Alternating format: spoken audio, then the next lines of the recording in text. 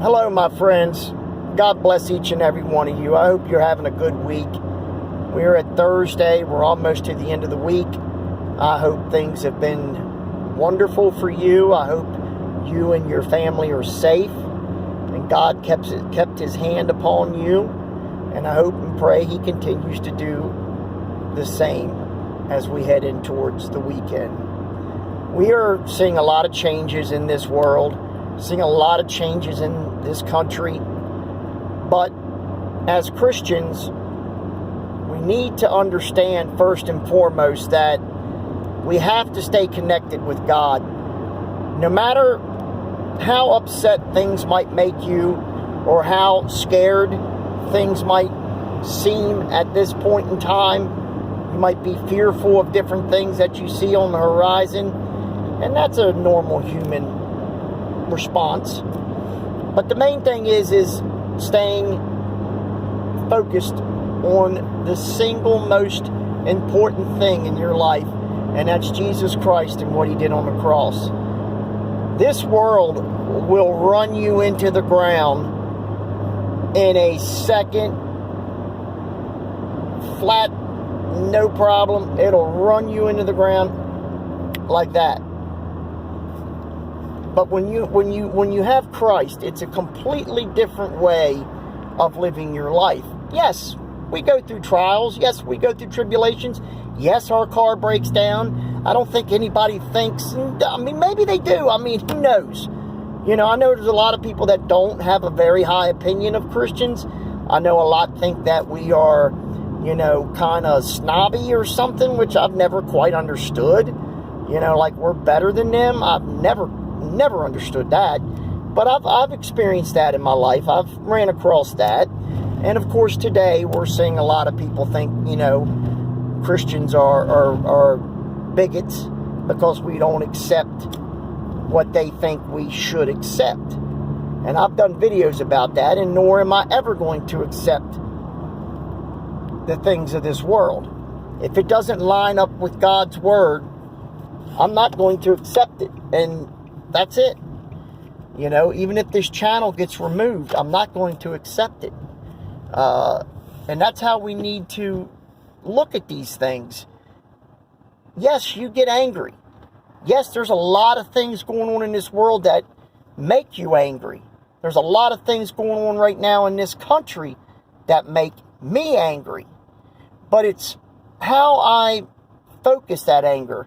Do I go out ranting and raving and blah, blah, blah, blah, blah, blah? Is that going to do me any good? No. It's just going to give me a headache, most likely, and have people look at me like there's something wrong with me.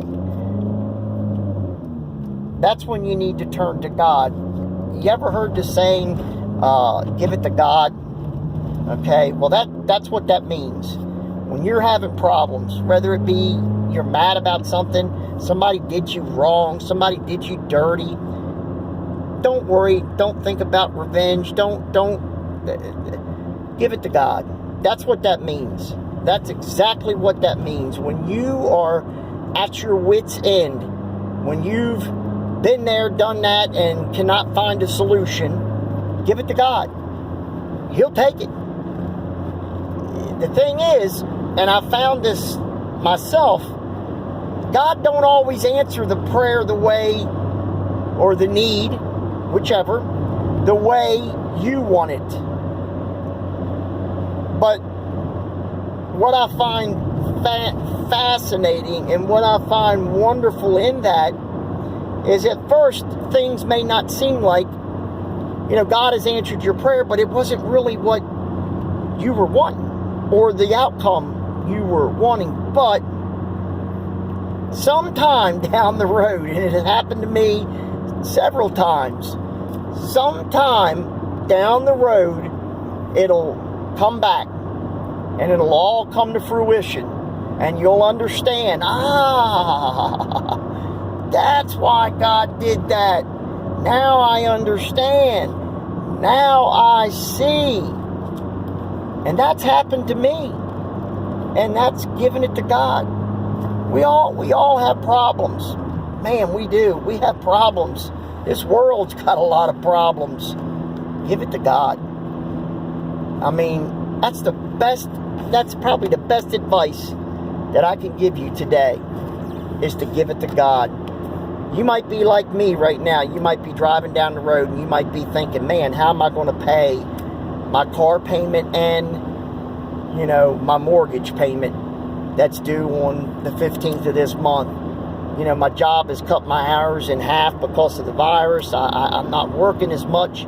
How am I going to give it to God? And that leads me into why I say that. I'm going to tell you a quick family story. When I was young, very, very young, the United States was going through a really rough time when Jimmy Carter was president of the United States. We had an oil crisis. We had a gas shortage. We had a power shortage. Blackouts. America's morale was probably at the lowest that it's ever been. And my father got laid off for the first and only time in his life. He got laid off. And he tried to pick up work anywhere and everywhere he could. He did this, he did that. My father was a journeyman lineman. He worked on high tension voltage. That's how he got killed. His brother got killed the same way. When those guys get bit, that's the term of getting electrocuted, you die. Because you're working with hundreds of thousands of volts. You're dead. So you make one mistake, it's over in that type of work. It's not like wiring a house and you get bit and you jump back. Oh, yes, you can die from house electric too, but a couple 100,000 volts, it's over. So, anyways, he wasn't working. And I remember my mother, trying to figure out. Now, mind you, there were 6 kids, all boys at home. My father, my mother, okay? There was 8 of us all together. And my mother was trying to figure out how to feed the family. How were we going to feed the family? The income has been slashed drastically. We can't even get gas for the vehicles. That's when they had odd and even days. If you were back then, you'll know what I mean, or they went by your license plate. But you know what? I remember my mother telling me we ate every night just as good as we did when she could spend $60 a week on groceries, and she only had 20 to spend a week. And somehow, my mother told me, she gave it to God, and she said that we ate just like we did when we had the $60 or $70 a week grocery bill. Remember, this was, the late 70s, so that was a good amount of money for groceries back then. $20 it went down to, and she fed the whole family, and we ate good. And I remember every night never going to bed hungry. Always went to bed with a full belly. Always food I enjoyed. And that's what God did. He looked out for our family. He looked out for us in a time of just panic. What are we going to do? Mom gave it to God. God took it. He blessed it, and He gave it back to us. That's what I want to tell you today, my friends. Give it to God. He'll take it, and He will help you. I promise. Take care. God bless. Have a wonderful day. Bye-bye.